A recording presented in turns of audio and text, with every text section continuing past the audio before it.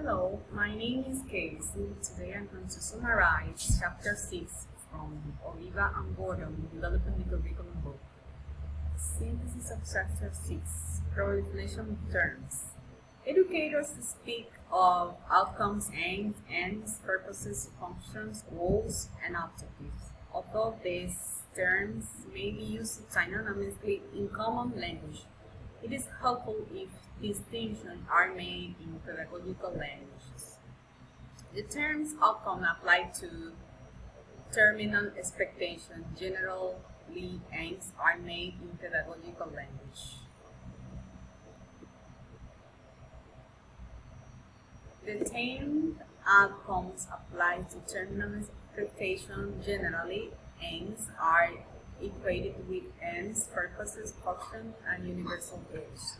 The aims of education are very broad, general statement of the purposes of education. They are meant to give general direction to education throughout the country. Walker and Jonas Saltis liken aims of education to wishes for something desirable for people in general that is only possible for them to have because of something they learn. But curriculum goals and curriculum objectives trace their sources to schools' philosophy and the statements of aim of education. The aims of education have a special relevance to the nation as a whole.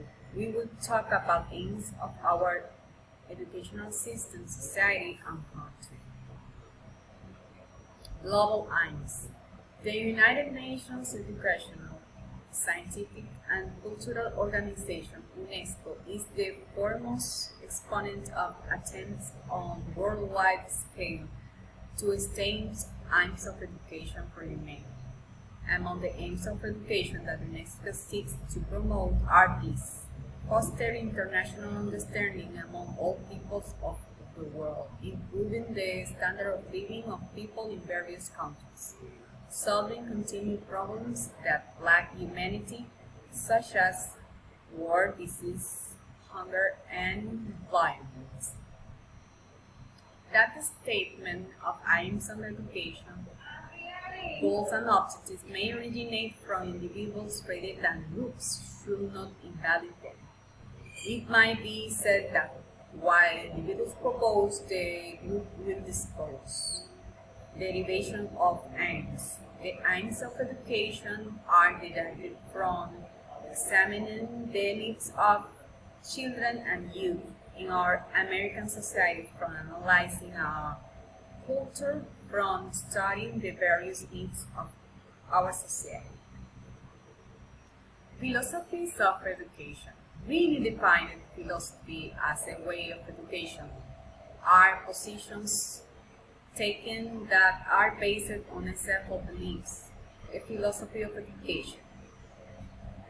An aim of education, then, is a statement of beliefs central to the other philosophical creed that is directed to the mission of the school. Four major philosophies of education have demanded the attention of educators. Only two of these philosophies appear to have large followings in today's schools.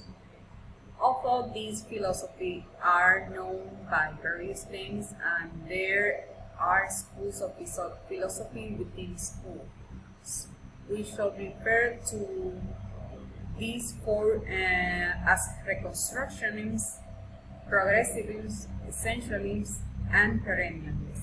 These four schools of thought can be charted from the most liberal to the most conservative. The most liberal of these four philosophies, Reconstructionism, and the most conservative, Perennialism. Although Essentialism and Progressivism have been widely accepted and practiced by educators, neither Reconstructionism nor Perennialism has found widespread endorsement in schools. The American public appears to be far too conservative to espouse Reconstructionism at the same time for too liberal to accept perennialism as a prevailing philosophy. On the philosophies of education, we must recognize that philosophies of education stem from more general philosophies of life. As J. Donald Butler comments, aims of education cannot just be pulled out of a hat, but must be derived from more fundamental and general thinking about value, reality, and knowledge. Numerous books describe various schools of philosophy, as Butler described naturalism, idealism, realism, and pragmatism.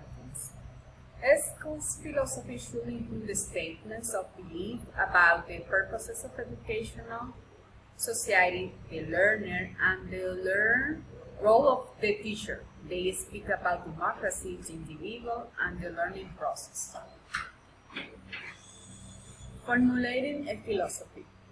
The curriculum committee should be cognizant of the major principles of the leading schools of philosophy, particularly essentialists and progressives. They should know where they stand as individuals and as a group in the philosophical spectrum.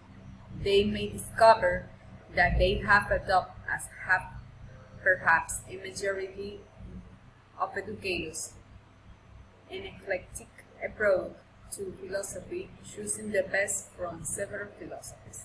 Curriculum workers should take the time to think through their own philosophies and to formulate them into some kind of current statement. The formulation of philosophy is not an activity that most American pragmatists, as they are, engage with either field or frequency, unlike some European schools that include philosophy in their secondary school curriculum. In our high schools, philosophy is conspicuous, but its absence. Schools would do well to draw up a statement of philosophy. A school's philosophy should always be the result of cooperative efforts by teacher and administrator, and preferable with the additional help of parents and students. Statements of philosophy are sometimes written and promulgated by school administrators as the philosophy of the school.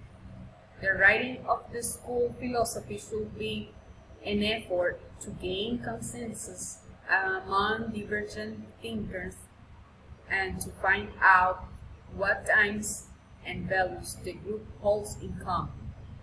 For this reason, even a statement of philosophy drawn up by a faculty committee should be presented to the total faculty for acceptance, rejection, or modification.